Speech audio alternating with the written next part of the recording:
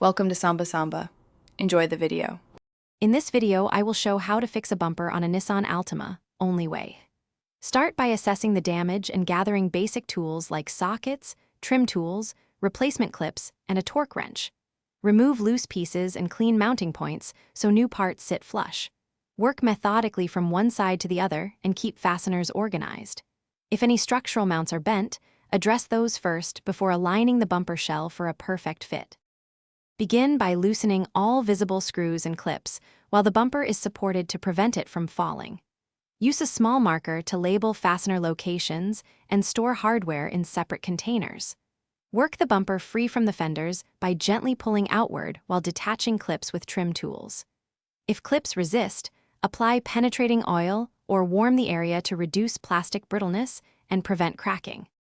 If you're finding this guide helpful, please subscribe and like to keep the videos coming.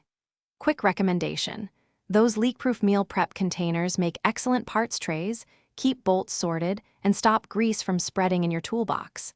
They nest neatly and save time when you need to find small clips or screws. Check the description for the link and other deals, and now let's get back to the video. Clean mounting surfaces and repair any damaged brackets or tabs before installing the new bumper.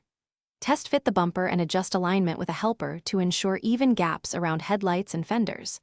Install new clips and fasteners starting at center points and working outward, then torque bolts evenly.